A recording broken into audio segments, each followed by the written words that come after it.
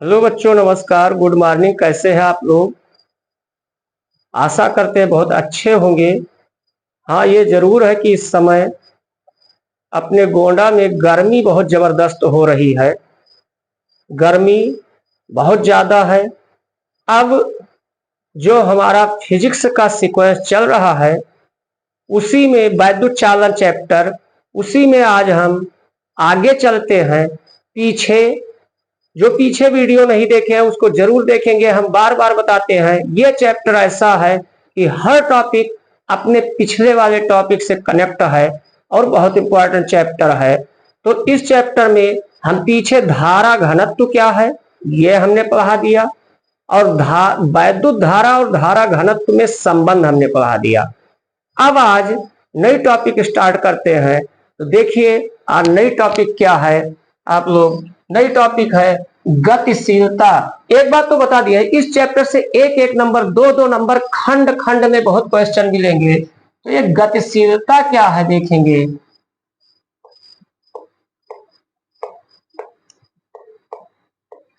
गतिशीलता एग्जाम में आएगा कि मुक्त इलेक्ट्रॉनों के गतिशीलता से आप क्या समझते हैं, जिससे अंग्रेजी में मूवेबिलिटी।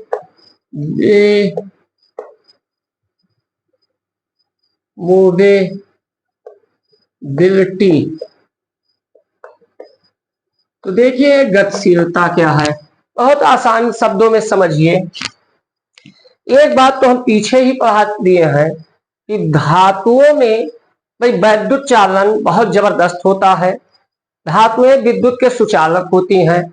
अब हाँ ये जरूर है, अब धारा कब बहेगी, धारा कब बहेगी जब उसमें आदेश एक बिंदु से दूसरे बिंदु तक जाएंगे, आदेश प्रवाहित होंगे। और आदेश प्रवाहित करने का काम धातुओं में कौन करते हैं ये जानते हैं, मुक्त इलेक्ट्रॉन करते हैं। तो कहने का मतलब हम ये कह सकते हैं कि धातुओं में आवेश वाहक का कार्य मुक्त इलेक्ट्रॉन करते हैं। इतनी बात तो कॉमन बात है। तो ये हम जरूर पहले ही कह देंगे कि हम जानते हैं कि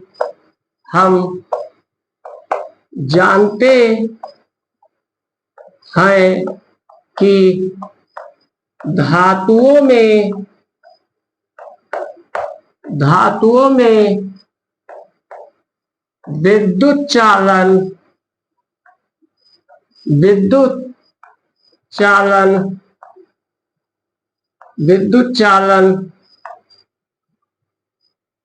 अर्थात विद्युत चालन का मतलब क्या, अर्थात आवेश वाहक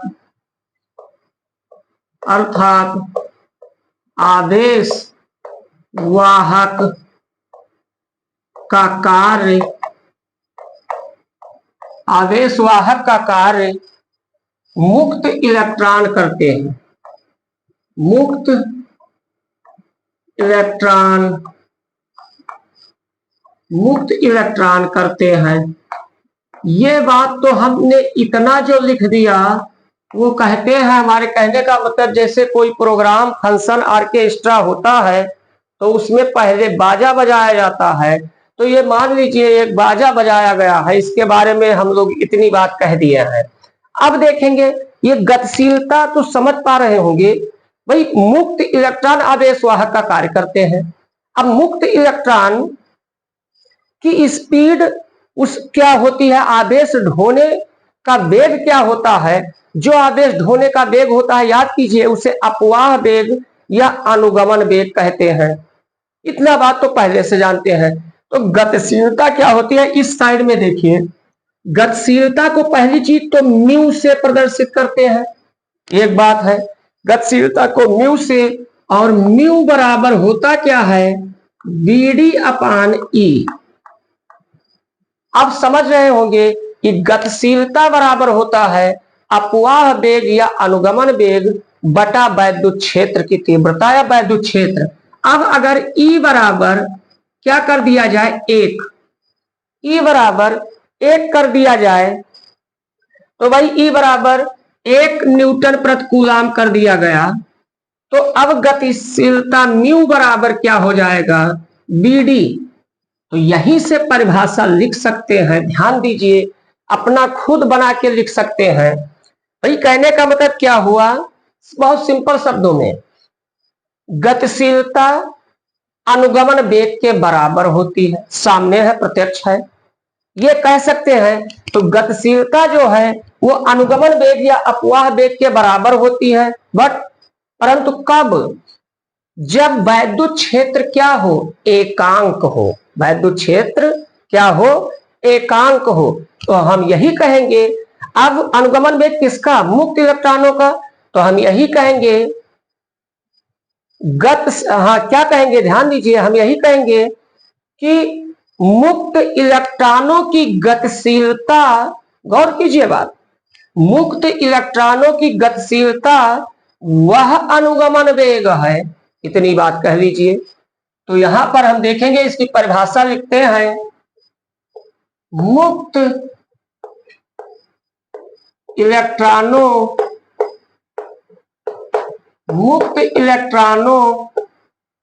की गतिशीलता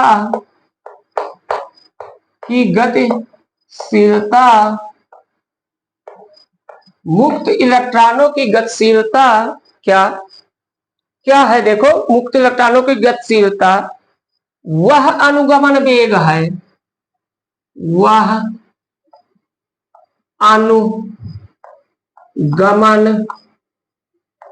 या इसी को अपवाह भी कहते हैं, वह अनुगमन वेग है, वह अनुगमन वेग है जो, अब तुम ही लोग बताओ, मुक्त इलेक्ट्रॉनों की गतिशीलता अनुगमन वेग के बराबर कब है, जब, मतलब मुक्त इलेक्ट्रॉनों की गतिशीलता वो अनुगमन वेग है जो मुक्त इलेक्ट्रॉन एकांक वैद्युत क्षेत्र में हासिल करते हैं, प्राप्त करते हैं। कहने का मतलब गतिशीलता अनुगमन वेग के बराबर होती है। हाँ, कहा, वही जो मुक्त इलेक्ट्रॉन एकांक वैद्युत क्षेत्र में क्या करते हैं, हासिल करते हैं, प्राप्त करते हैं। तो ये कहेंगे जो मुक्त इलेक्ट्रॉन एकांक वैद्युत क्षेत्र में, ये बहुत इंपॉर्टेंट बात है, एकांक वैद्युत क्षेत्र में क्या करते हैं, प्राप्त करते हैं।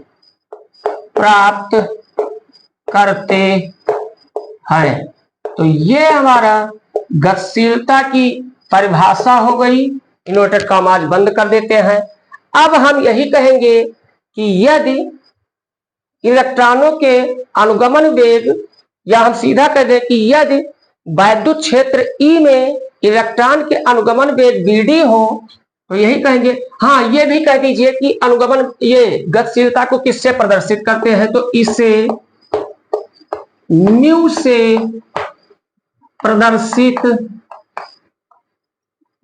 प्रदर्शित करते हैं। तो ये बात समझ गए होंगे। अब देखा, हम यही कहेंगे कि यदि वैद्युत क्षेत्र ई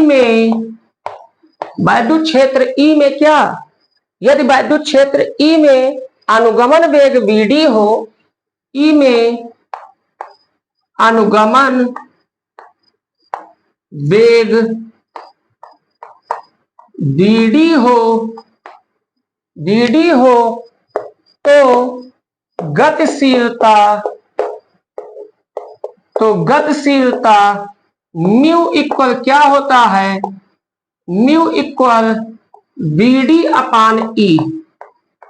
म्यू इक्वल क्या होता है, Vd अपान ई। देखिए भाई, गर्मी बहुत ज्यादा है, ये कोई एसी कमरा है नहीं।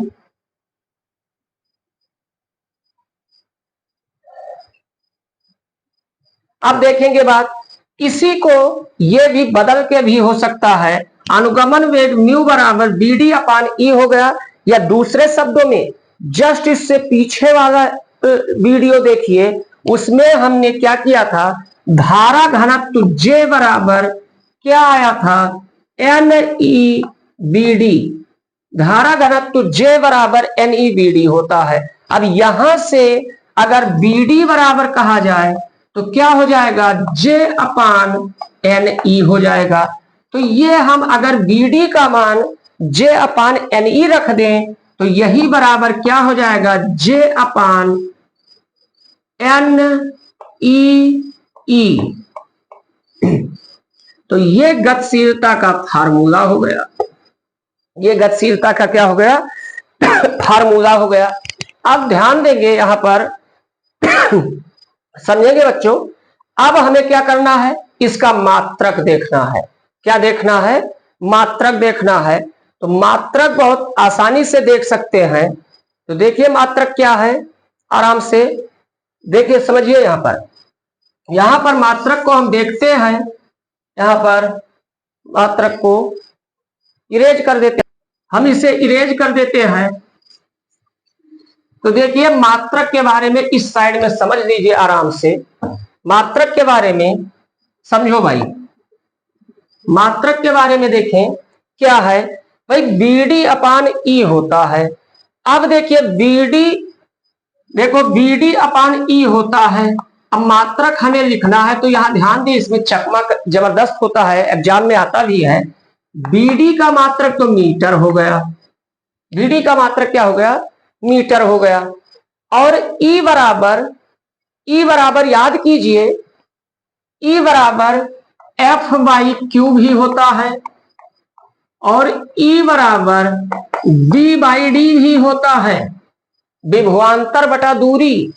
तो ये अगर E का मात्रक विभवांतर बटा दूरी के पदों में ले लें तो विभवांतर का वोल्ट हो गया और दूरी का मीटर हो गया। तो ये हमारा क्या हो जाएगा, वोल्ट बटा मीटर हो जाएगा। अब इसको सीधा किया जाए तो मीटर ऊपर चला जाएगा, तो ये क्या हो जाएगा, मीटर स्क्वायर। हाँ एक बात बच्चों हमसे गलती हो रही है, यहां पर ध्यान दीजिए, ये वेग है, अनुगमन वेग। तो वेग का मात्रक होता है मीटर प्रति सेकंड, मीटर प्रति सेकंड होता है। इस साइड में हम लगा दे रहे हैं, तो इसका मतलब वोल्ट का ये देखिए यहां पर मीटर प्रति सेकंड हो गया। अब इसको ठीक किया जाए तो यहां पर ध्यान दीजिए, मीटर बटा सेकंड बटा वोल्ट बटा मीटर। तो ये हमारा क्या बन जाएगा, जो चौथे नंबर पर है ऊपर जाएगा, तो ये क्या हो जाएगा, मीटर स्क्वायर। क्या हो जाएगा, metre square upon volt into second. बहुत इंपॉर्टेंट मात्रक है, इधर हमने प्रूव कर दिया है। आप लोग चाहे तो इस साइड में नोट कर सकते हैं ये आया कहां से। अब हम यहां पर डायरेक्ट लिख देते हैं कि इसका SI मात्रक क्या होता है, वो क्या आया है, मीटर स्क्वायर अपान वोल्ट प्रति नहीं वोल्ट इनटू सेकंड होता है, वोल्ट इनटू सेकंड होता है। एक बात तो ये मात्रक हो गया, इसका मात्रक भी बहुत इंपॉर्टेंट है।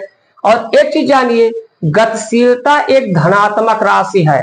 ये जानते रहे, एक बार विकल्प में पूछा गया था कि गतिशीलता कैसी राशि है, तो हम यही कहेंगे म्यू एक धनात्मक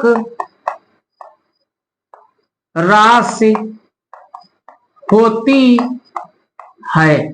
तो बच्चों उम्मीद करते ये भी समझ गए होंगे। अब इसमें एक बात बचा है, देखिए इलेक्ट्रॉन और प्रोटॉन दो होते हैं। तो एक बात जानते रहे, ये भी बहुत इंपॉर्टेंट है कि इलेक्ट्रॉन की गतिशीलता प्रोटॉन से अधिक होती है। तो ये नोट में यहां लिख देते हैं, इलेक्ट्रॉन की गतिशीलता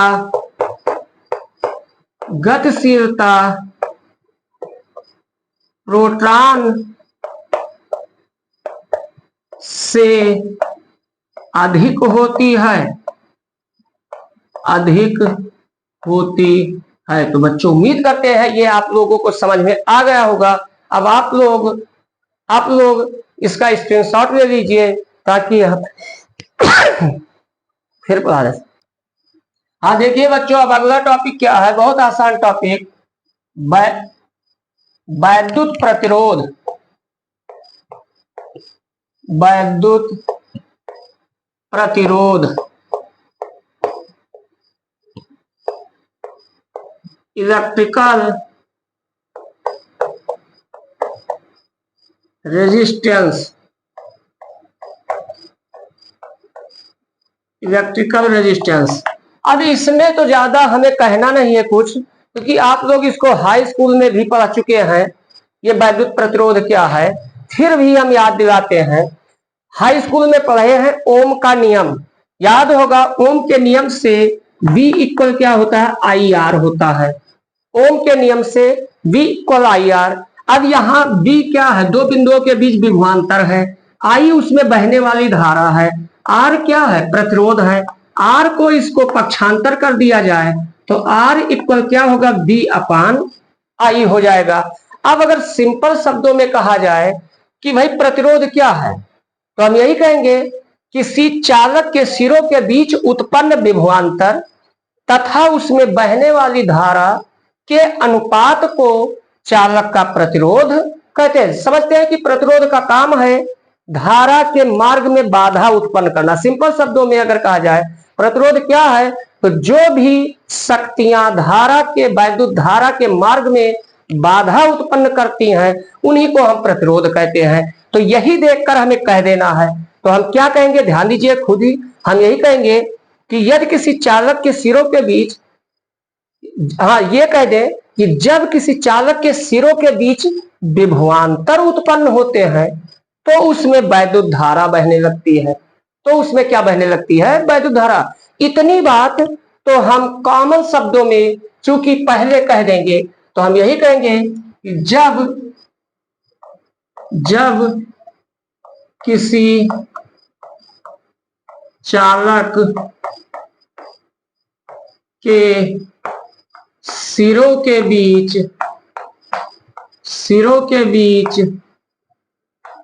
जब किसी चालक के सिरों के बीच विभवांतर उत्पन्न होता है, विभवांतर उत्पन्न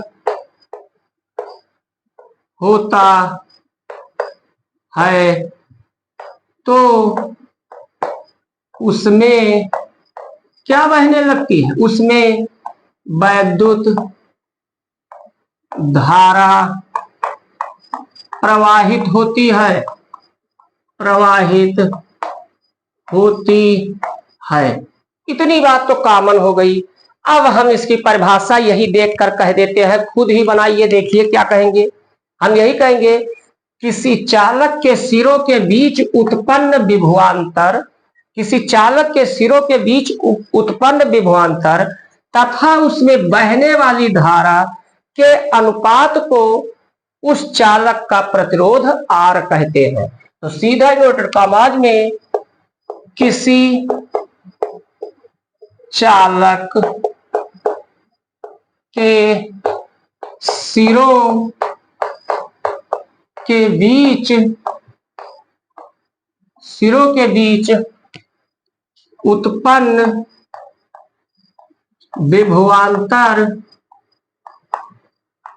तथा उत्पन्न विभवांतर इसी समय कह देते हैं विभवांतर B तथा उसमें बहने